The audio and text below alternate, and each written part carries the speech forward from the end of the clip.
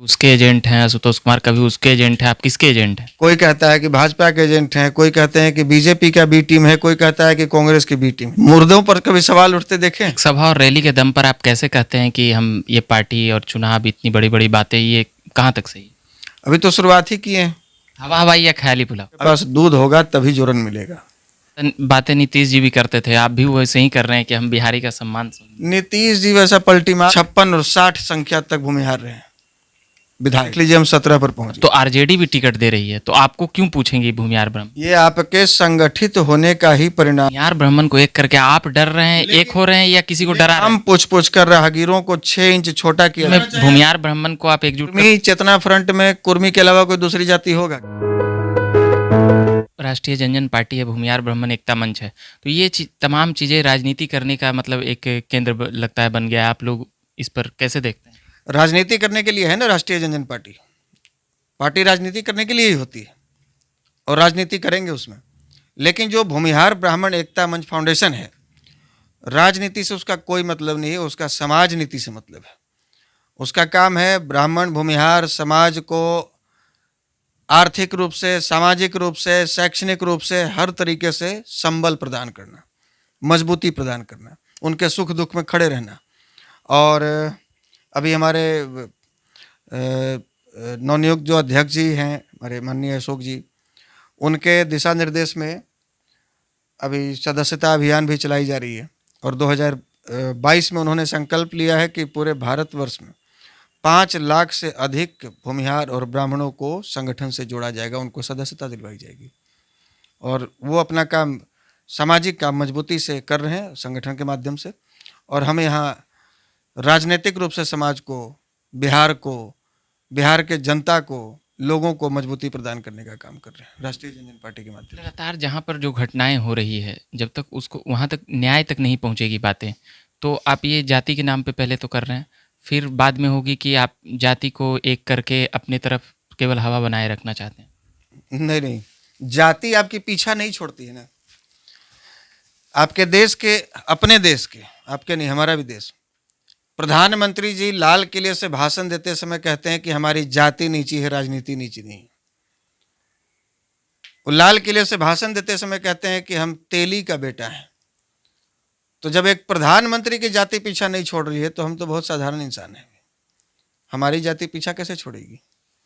और वो भी बिहार जैसे राज्य में, केरला जैसे राज्य में जहाँ 98% लिटरेसी रेट है, वहाँ जाति पीछा नहीं छोड़ती है। बिहार में तो मतलब ही नहीं बनता। और राजनीति की जहाँ तक बात है तो इसकी नींव रखी गई है जातिवाद के इर्द गिर्द में। आपको समर्थन मिलता हुआ नजर नहीं आया इस विधानसभा में हो या फिर अभी उपचुनाव में भी? अभी वाले एक विधानसभा बच रहा है, उसमें क्या कुछ करेंगे? ये लंबी पारी होती है और लंबा चलता है। इतना जल्दी लोगों का आप समर्थन, स्नेह, विश्वास हासिल नहीं कर सकते, समय लगता है किसी भी व्यक्ति का। और वो भी इसमें पढ़ा लिखा वर्ग, शिक्षित वर्ग है, बुद्धिजीवी वर्ग का विश्वास हासिल करना है, समर्थन हासिल करना है तो समय लगेगा। मायावती वाला तो समाज नहीं ना है, फिर रैली का घोषणा कर देंगे, समर्थन की अपील कर देंगे और आंख बंद करके बिना सोचे समझे लोग समर्थन कर देगा। यहाँ तो हर दरवाजे पर सवाल होता है, उनको संतुष्ट करना होता है, काम से भी, आपके बौद्धिक क्षमता से भी, आपके तार्किक क्षमता से भी। और जहाँ तक 2020 में बहुत बेहतर रिजल्ट न देखने की बात है, तो कोविड प्रोटोकॉल में, लॉकडाउन में पार्टी का गठन हुआ, चुनाव से 3 महीने पहले पार्टी का गठन हुआ और कोविड प्रोटोकॉल में ही प्रचार प्रसार हुआ। पार्टी की विचारधारा को हम लोग जन जन तक पहुंचा नहीं पाए, स्वतंत्रता नहीं थी पहुंचाने की, या मानवता के नाते उचित भी नहीं था कि हम लोग भीड़ में जाकर लोगों के बीच में जाएं, भीड़ लगाएं और कोरोना को बढ़ाएं। वो पहला चुनाव था, 3 महीने की बात थी। लोगों ने जो भी हम पर विश्वास जताया, जो भी मत दिया, हम उसके लिए पूरे बिहार की जनता का शुक्रगुजार हैं। और अभी हमारे पास लंबा समय है, अभी 2024 है, 2025 है, बोचहा उपचुनाव है, एमएलसी चुनाव है। इस सब चुनाव में आपका कैंडिडेट रहेगा कि नहीं रहेगा? मतलब कि 200-400 वोट जैसे विधानसभा में आया उसी तरह रहेगा क्या? निश्चित रूप से कैंडिडेट रहेगा और इसका परिणाम आपको उपचुनाव में देखने को मिलेगा। समर्थन कर देते हैं चुनाव के वक्त नीतीश कुमार को, ऐसे कई बातें सुनने के लिए आई है। नीतीश कुमार जी का समर्थन नहीं किया। कैंडिडेट के आधार पर हमने उपचुनाव में, चूंकि हमारा वहाँ कैंडिडेट था नहीं, और कैंडिडेट के आधार पर हमने समर्थन किया था, किसी पार्टी को नहीं किया था। और बोचहा की बात रही, बोचहा में हम लोग अपना मजबूत उम्मीदवार दे रहे हैं, वहाँ के जनता के डिमांड पर उम्मीदवार दे रहे हैं। और हमको विश्वास है कि इस बार बोचहा उपचुनाव राष्ट्रीय जनजन पार्टी के पाले में ही रहेगा, और इस बार बोचहा का प्रतिनिधित्व राष्ट्रीय जनजन पार्टी करेगी। सोशल साइट पे चलता है कि कभी उसके एजेंट हैं आशुतोष कुमार, कभी उसके एजेंट हैं, आप किसके एजेंट हैं? काम करने वालों को ही लोग बोलते हैं, सवाल तो उसी पर उठता है। मुर्दों पर कभी सवाल उठते देखे हैं? जो जिंदा है उसी पर सवाल उठता है। कोई कहता है कि भाजपा के एजेंट हैं, कोई कहते हैं कि बीजेपी का बी टीम है, कोई कहता है कि कांग्रेस की बी टीम है। जो बी टीम का तगमा देते हैं हम उनको कहते हैं कि हम बी बनने के लिए पैदा नहीं लिए, हम ए वाले हैं।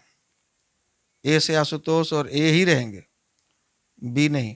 बी बनने के लिए हम आए ही नहीं मार्केट में। जदयू या आरजेडी, किसके आप समर्थक? राष्ट्रीय जनजन पार्टी के साथ हैं, राष्ट्रीय जनजन पार्टी की बात करेंगे, और जिसको भी हमारा काम अच्छा लगता है वो हमारे साथ आ सकता है। भूमिहार ब्राह्मण आपके साथ हैं, आपको ऐसा लगता है?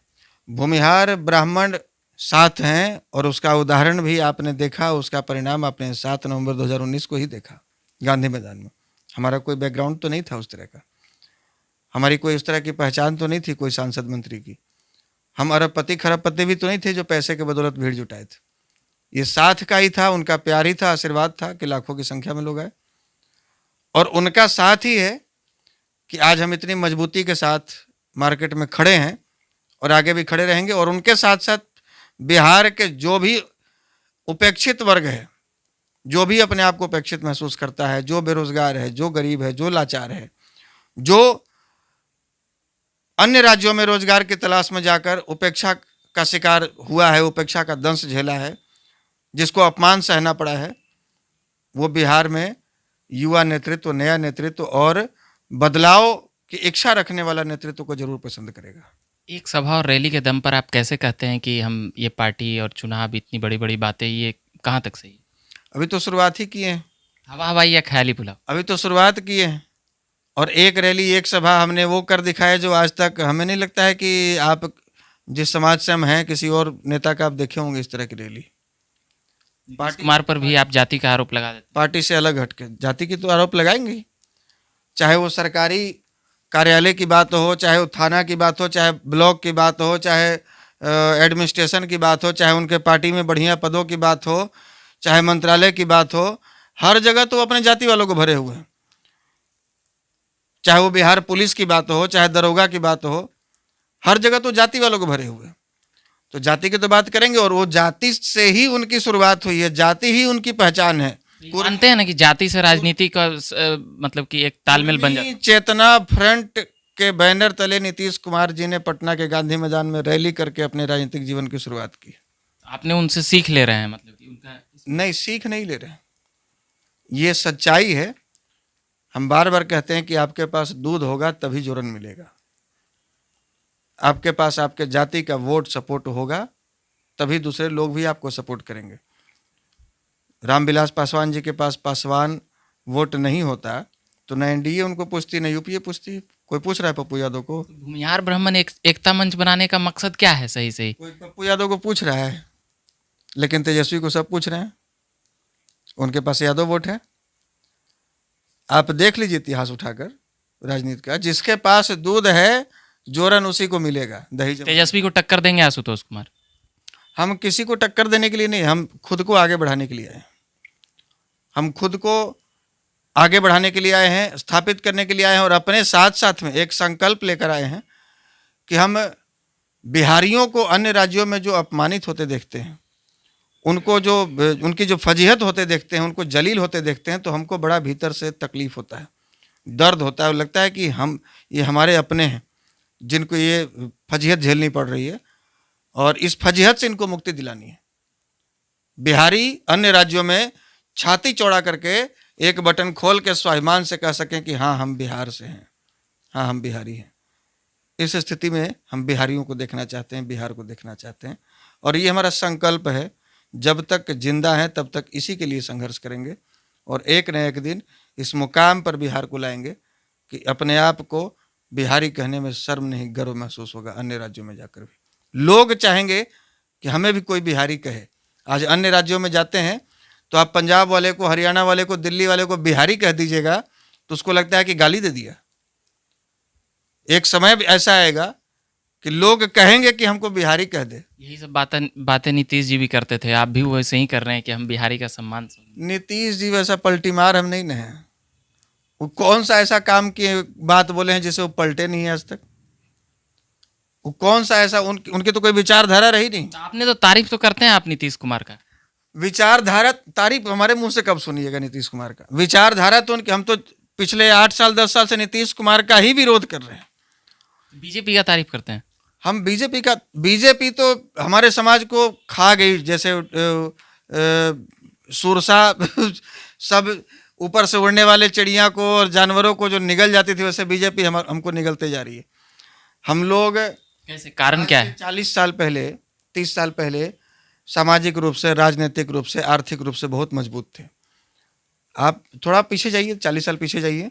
इस बिहार विधानसभा में 40, 45, 50, 55, 56 और 60 संख्या तक भूमिहार रहे हैं विधायक। और जब से बीजेपी के हम लोग समर्थक हुए तो 2015 के चुनाव का रिजल्ट आप उठाकर देख लीजिए, हम 17 पर पहुंच गए थे, ब्राह्मण 11 पर पहुंच गए थे। फिर बीच में हो हल्ला हुआ है तो 2020 में हम लोग 21 पर आए हैं। तो हम लोग वही बात कहेंगे, साड़ी धोती वाला संबंध स्थापित कर लिए थे। तो उनको लगने लगा कि हम ये अब मजबूर हैं, ये अब जाएंगे कहीं नहीं, अब इनकी मर्जी नहीं चलेगी, अब इनको जबरदस्ती भगाओगे भी तो भागेंगे नहीं, ऐसा उनके जहन में बैठ गया। अब तो जदयू बीजेपी को करती ही थी भूमिहार समर्थन, अब तो आरजेडी भी टिकट दे रही है, तो आपको क्यों पूछेंगे भूमिहार ब्रह्म? ये आपके संगठित होने का ही परिणाम है। आपके संगठित होने का परिणाम है कि जेडीयू बीजेपी के साथ साथ में अब आरजेडी जैसी पार्टियां भी टिकट दे रही हैं भूमिहारों को। इसमें आप अपनी पार्टी कहाँ सेट करिएगा? और ये स्वागत योग्य निर्णय है। देखिए, हमारा क्या मानना है, पार्टी से ज़्यादा हम तो सब दिन कहे हैं कि राजनीति से पहले समाज नीति हमारे लिए। समाज को लाभ मिल रहा है, कहीं ना कहीं माध्यम बने हैं। 2015 से पहले तो कहीं नहीं सुनते थे भूमिहार और ब्राह्मण एकता की बात, कोई संगठन बनाने की सोचता भी नहीं था, भूमिहार ब्राह्मण एकता की बात कोई नहीं करता था।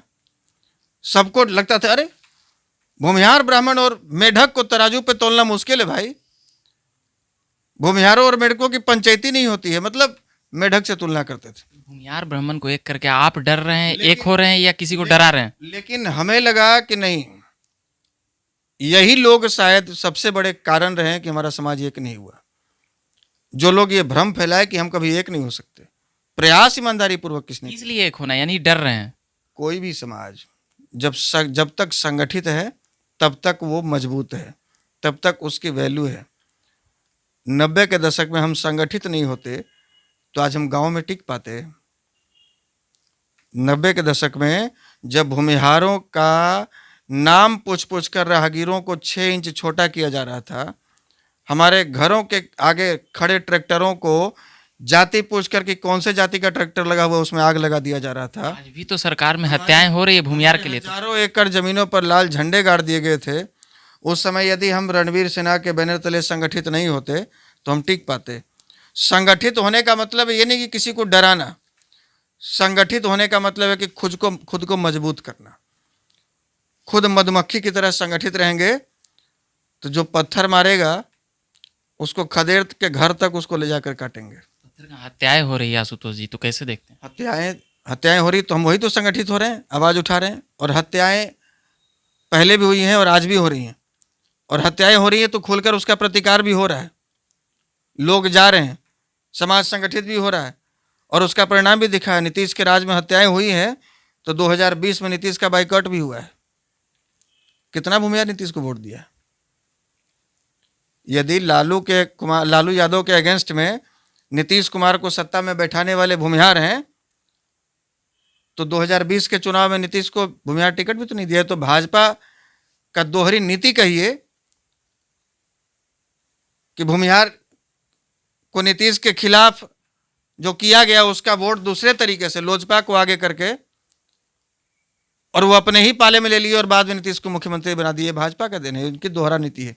नहीं तो नीतीश तो इसी बार आउट हो गए थे। तो तेजस्वी चाल चल चुके हैं, अब तो पूरा भूमिहार उधर गोलबंद हो जाएगा, इधर गोलबंद पूरे। तेजस्वी का जो जो निर्णय है, जो 5 MLC सीट देने का, वो स्वागत योग्य है। अब देखते हैं भूमिहार किधर जाते हैं। इतना आसान नहीं है कि 90 दशक को भूलना, इतना आसान नहीं है। लेकिन ये जो निर्णय अभी वर्तमान में जो तेजस्वी यादव ने लिया है, इसका हम स्वागत करते हैं। किसी भी जाति से, किसी भी दल को परहेज नहीं करना चाहिए। हम ही राष्ट्रीय जनजन पार्टी बनाए, तो हम क्या ऐसा संकल्प तो नहीं ले लेंगे किसी यादव को टिकट नहीं देंगे, किसी कुर्मी को टिकट नहीं देंगे, किसी बनिया को टिकट नहीं देंगे। जो पिछले 15 वर्षों से भूमिहार ब्राह्मण मंच में उसमें वर्षों से एक जाति विशेष के लिए दरवाजा बंद था राजद में, वो एक दरवाजा खुला है और इसका हम स्वागत करते हैं। ये ऐसा राजनीति में कभी जाति से परहेज नहीं होना चाहिए। आखिरी सवाल, भूमिहार ब्राह्मण मंच में खाली भूमिहार और ब्राह्मणों की बात कर रहे हैं, तो राष्ट्रीय जनजन में तो ये दोनों मतलब कि कुछ कॉम्बिनेशन नहीं बन रहा है। कुर्मी चेतना फ्रंट में कुर्मी के अलावा कोई दूसरी जाति होगा क्या? करनी सेना में राजपूत के अलावा कोई दूसरा जाति होगा क्या? कायस्थ महासभा में कायस्थों के अलावा कोई दूसरा जाति होगा? उसमें भी जगह दे दीजिए। चंद्रवंशी महासभा में चंद्रवंशियों के अलावा कोई दूसरा होगा? उपेंद्र कुशवाहा महासभा चलाए, तो कुशवाहा के अलावा कोई दूसरा होगा? हर आशुतोष जी, आरएसएस में हिंदू रहते हैं, अब उसमें मुस्लिम भी एक्सेप्ट कर लिए। धार्मिक संगठन है। आप जब जाति के नाम पर संगठन बनाते हैं, चाहे वो राजपूतों का संगठन हो, चाहे कुर्मियों का हो, चाहे कहारों का हो, चाहे मलाहों का हो, चाहे मुसहरों का हो, चाहे पासवानों का हो, किसी भी जाति का यदि संगठन है तो फिर उसमें दूसरे जाति का आने का कोई मतलब ही नहीं बनता। हर जाति अपना अपना संगठन बनाए हुए है, सब अपने अपने जाति को संगठन के तहत मजबूत कर रहा है। तो ये भूमिहार और ब्राह्मणों का संगठन भूमिहार ब्राह्मण एकता मंच है, और बाकी जातियों के लिए तमाम जाति और तमाम धर्म के लोग। अब राष्ट्रीय जनजन पार्टी में कोई क्रिश्चियन भी आना चाहे आ जाए। भूमिहार ब्राह्मण को आप एकजुट कर लीजिएगा। प्रयास तो वही किया जा रहा है। आजकल बहुत संगठन बन रहे हैं।